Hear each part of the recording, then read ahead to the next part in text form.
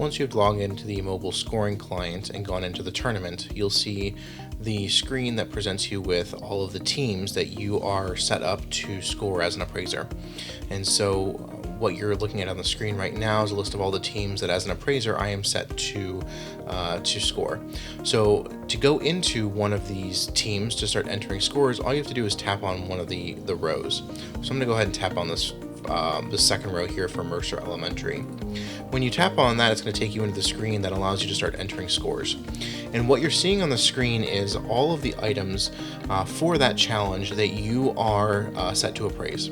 So if you are only set to appraise half of the challenge, you're only going to see half of the items on the screen.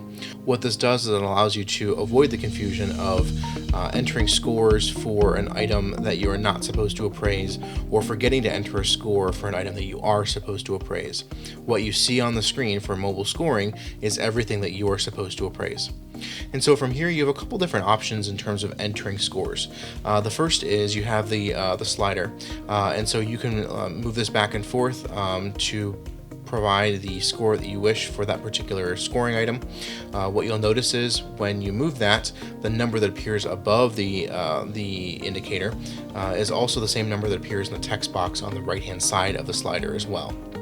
The second way that you can enter in scores instead of using the slider is to use the up and down increment. So you can go up and down with that to set the score that you wish. The third option is to just simply tap inside the text box and type in a score that you want to give to that team. If you want to clear out a score for whatever reason, you can click on the X button to the right side of the scoring slider and text box, and that will remove the score and set it back to the default settings. Once you go through all of these, you can actually scroll down to the bottom, and you'll be provided with either at the bottom or at the top 3 buttons. You have the save button, which will save the scores but not submit them. This is useful if the appraisal team is wanting to hold back the first couple of team scores to make sure that they're comfortable with those numbers before submitting them to the scoring room. The second option is to submit the scores, and what this does is it not only saves the scores but also submits them to the DI resource area, allowing the scoring program in the score room to retrieve those scores. The last option you have is to cancel, and if you hit cancel, it will present you with a warning making sure that you are sure you want to cancel, because by canceling you are essentially removing all of the scores you've entered for this team. Nothing will be saved, nothing will be submitted, and you'll have to go back into this team and re-enter those scores.